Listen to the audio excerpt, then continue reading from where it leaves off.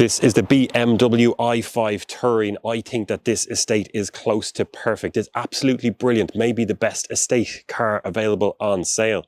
Let's go into some of the reasons why.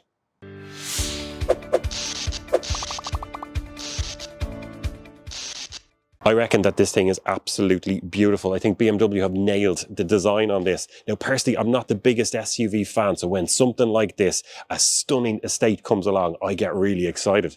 I think it looks absolutely fantastic. Now, it's quite a long car, you can tell here with me in the picture. So it's just over 5.06 meters long. Really draws back here. And with that estate, you get an extra little bit of space there from it coming out. And you know what? I just think it does it really well. It makes it look sleek, not really boxy or unattractive. This really does nail it. We are on the 20-inch rims today. We get those as part of the M Sport package that this car has. The 19s do look good, but trading up to the 20s, I think, is worthwhile. Just know when you buy a BMW that this is going to corner well. Here we are all the way around a roundabout, and it just feels stuck to the road. There's next to no body roll at all. I just love the way that suspension is weighted. Plenty of power to release out of it to come up to another roundabout here.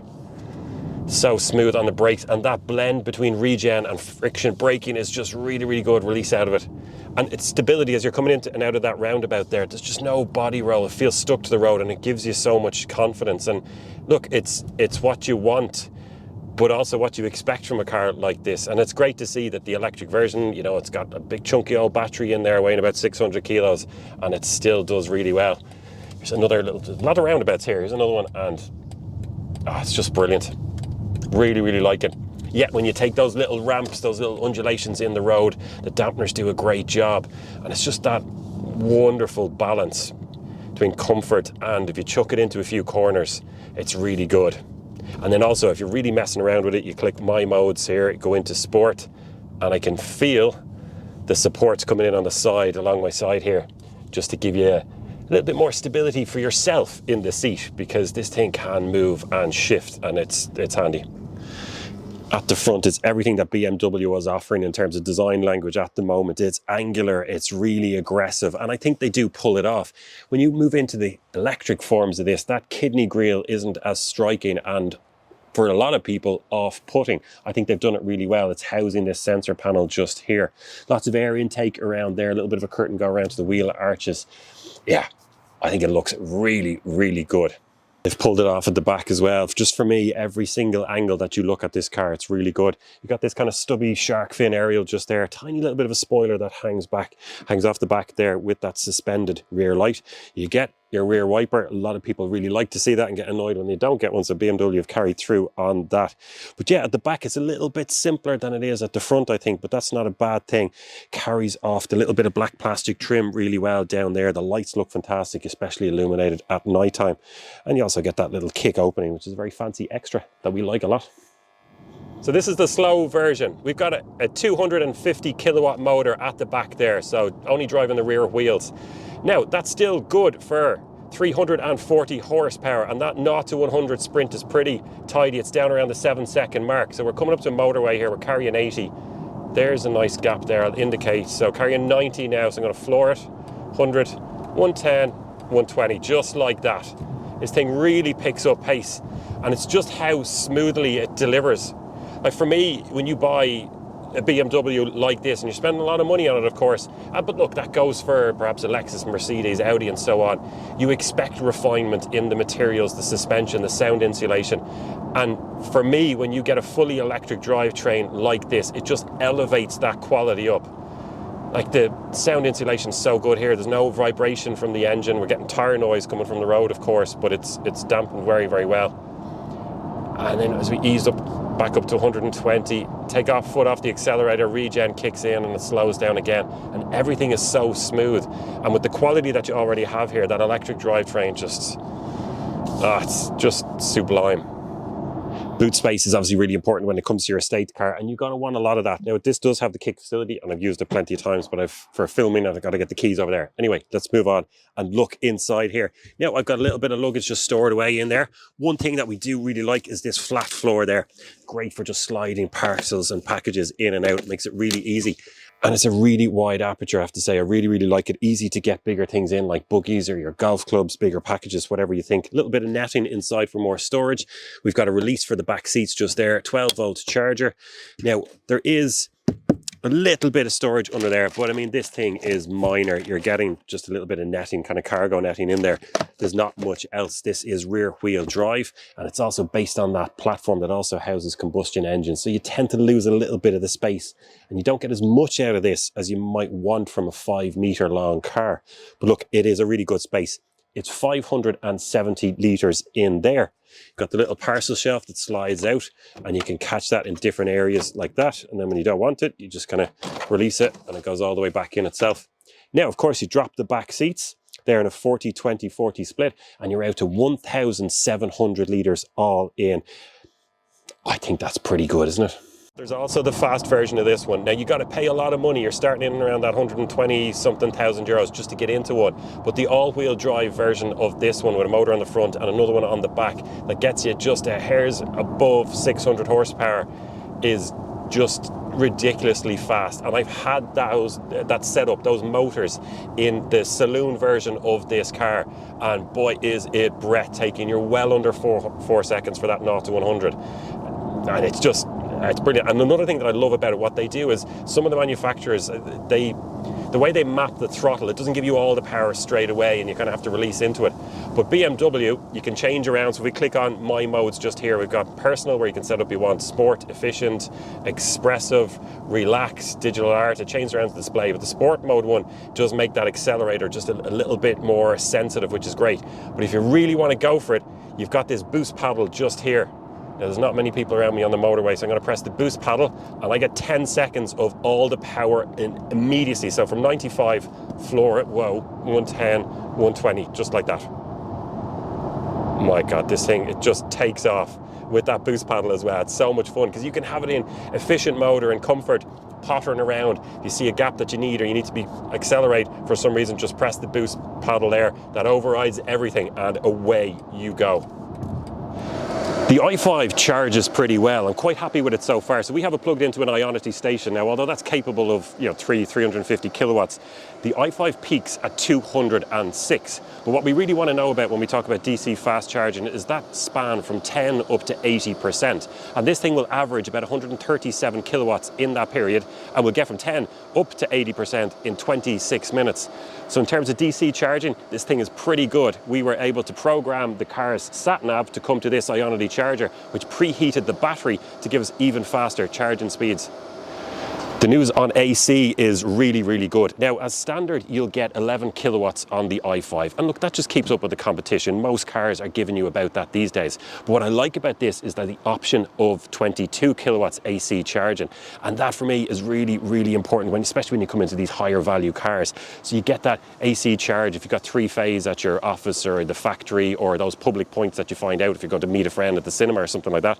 4.5 hours to get that full 0 up to 100% charge. And then you're getting, give or take, about 450 to 500 kilometers out of that charge. So yeah, really impressed with the i5 there. As we've just taken an off ramp there, I can toggle between D and B mode down here, which is just brilliant. Now I'm in B mode, so that just gives me lots of regen all the time, anytime I take my foot off the accelerator. And in the space of a couple of 100 meters there, I'm down to walking pace now as we come onto a roundabout.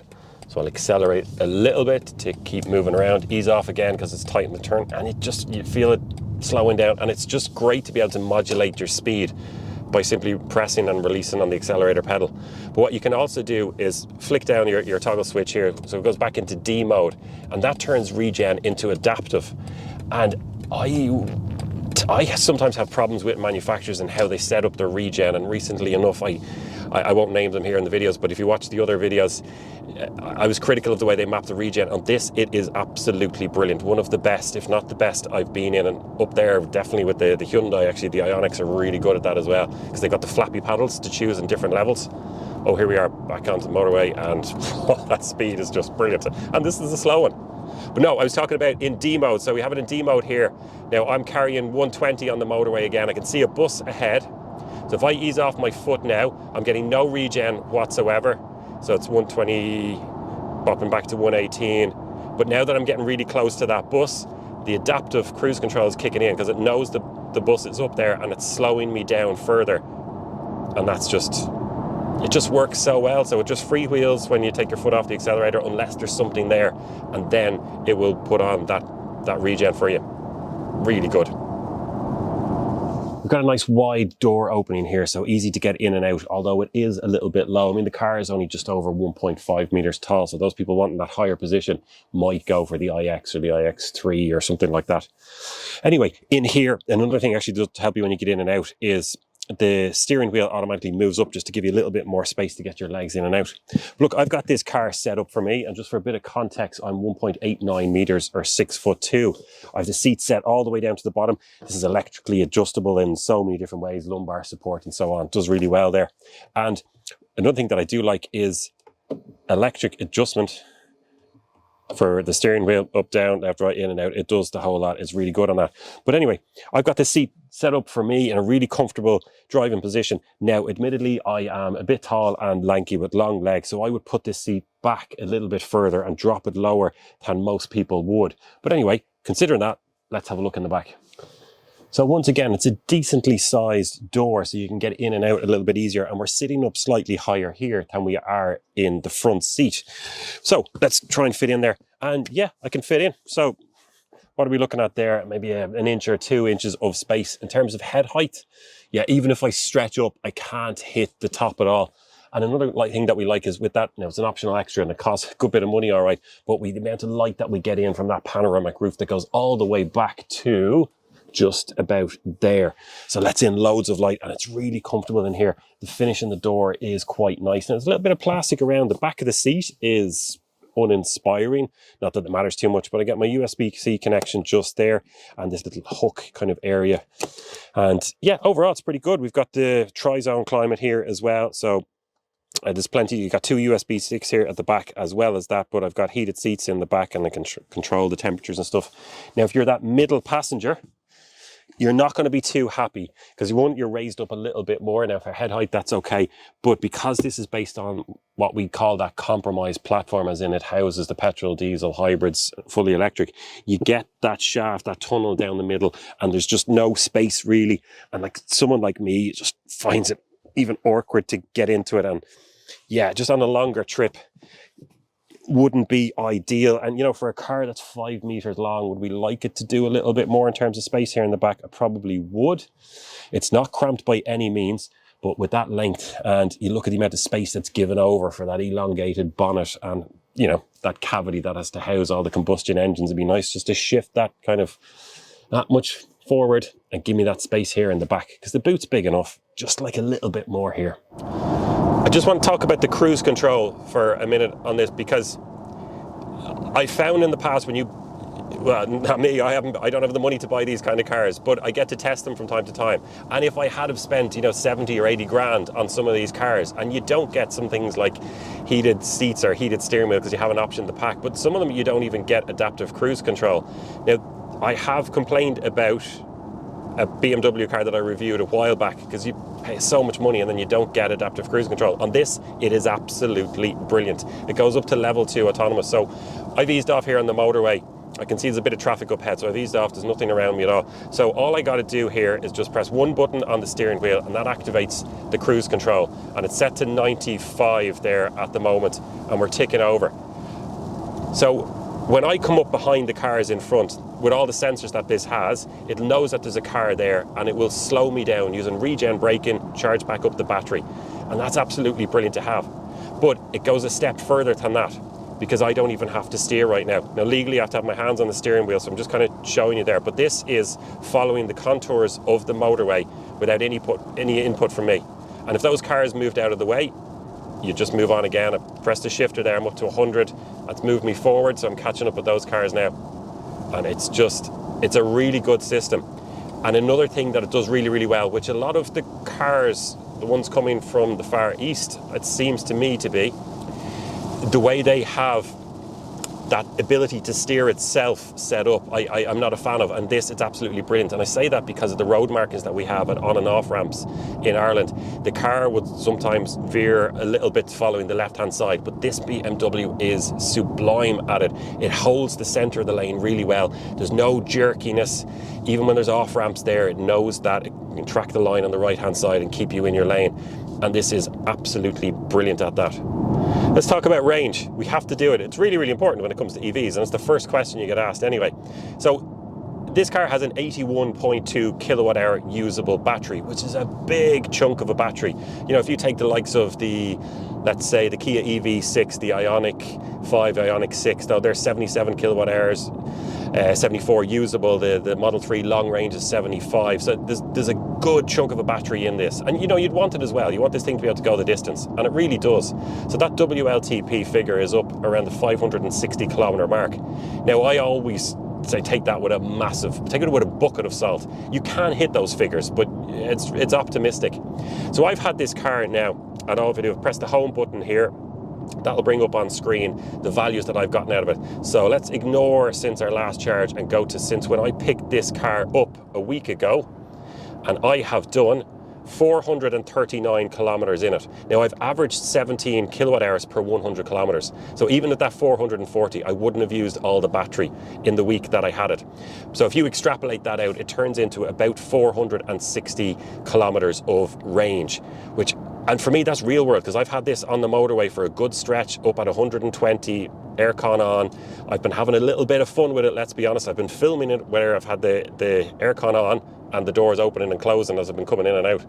So it's done really, really well. So for me, this car is a solid kind of 450 to 500 kilometers in the real world. Drop it down to 330, worst case scenario, in winter on the motorway.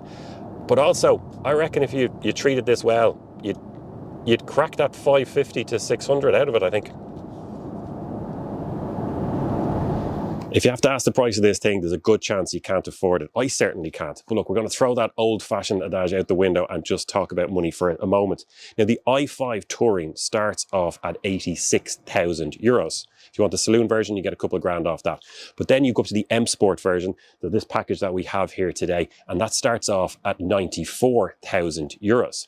Then if you really want all that power, that extra poke, the dual motor version of this, the M version of it, 601 horsepower, that starts off at 124,000 euros.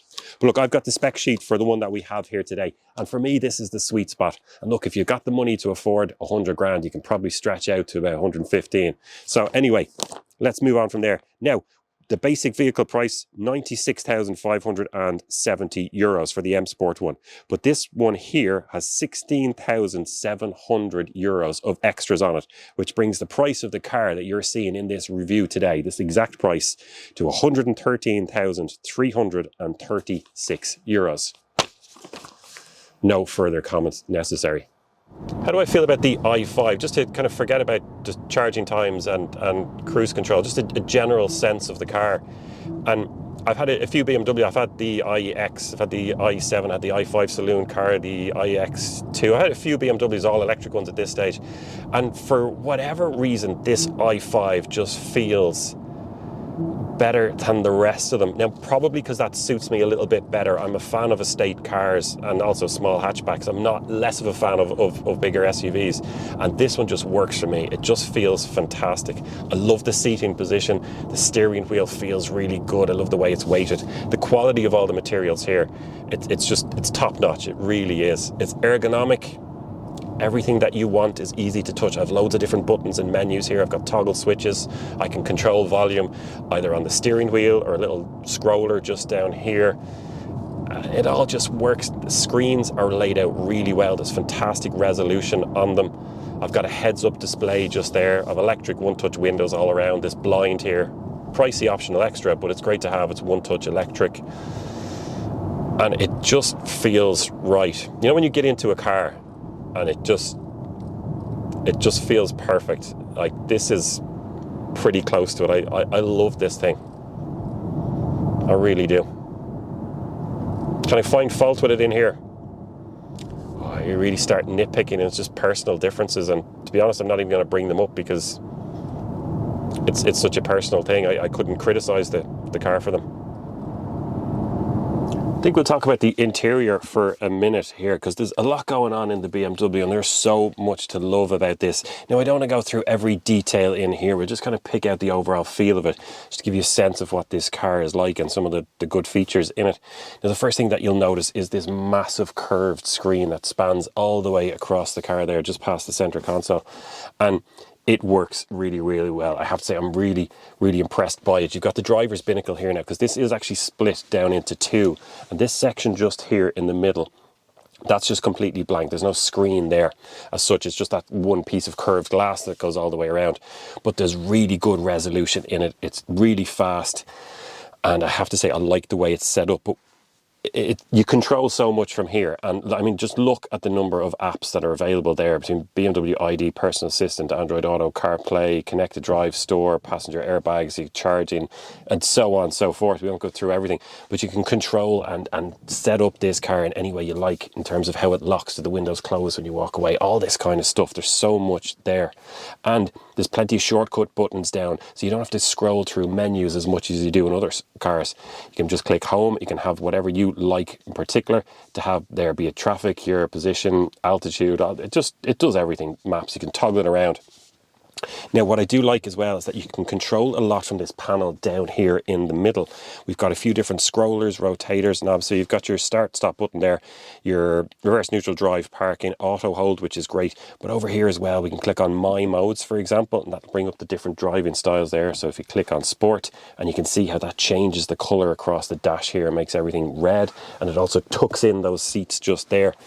We've got two wireless phone chargers, there's one on one side anyway, wireless charge, but there's also two USB-C sticks down here, your cup holders, this little bin just here. But to be honest, like, I've got my wallet in it and it's a third full already.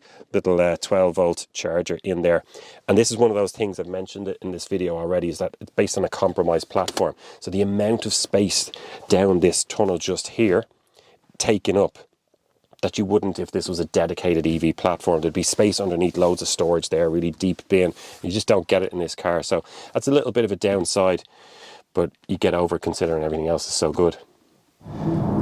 By the time I hand this back tomorrow, I'll have been past 500 kilometers in it, close to 600 kilometers. And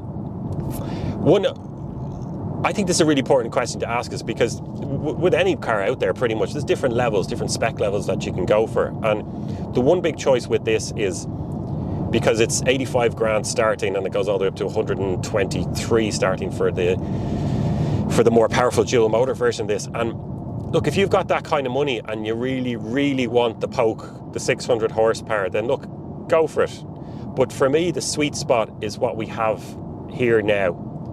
And that's the M Sport version, but just the rear wheel drive. It's 340 horsepower, which is absolutely plenty. And you get to save yourself, that kind of 20 or 30 grand, and you get a phenomenal car. And for me, the one that we're sitting in here now is the one to go for. A lot of expensive toys on it, and personally I wouldn't option all of them, but this is close to the perfect i5 that you can get, in my opinion. The touring version looks great, all black, plenty of power there, and you save yourself 30 grand, because let's be honest, what are you going to do with that extra 260 horsepower? That you should be doing legally anyway, I don't know. I'm not happy about it, but this thing is going back tomorrow morning. I've had it for a week now and put up in and around 600 kilometers by the time I drop it back anyway. And I have loved pretty much every moment of it. The only moment I didn't enjoy is when I had it parked up somewhere and was worried about its safety or being robbed. It is absolutely sublime. I asked, is it one of the best estates or the best estate available in the world? And I think there's a good case for that. Is it perfect? No, I think considering the length of the car, it's that compromised platform, and we'd like a little bit more space in this second half here, considering how much is given over to the bonnet. But it drives so well. There's plenty of power. The range is good. It charges really well. The tech inside. There's so much to like about this. It's a lot of money, a serious amount of wedge, but oh, do you get a lot of car for that.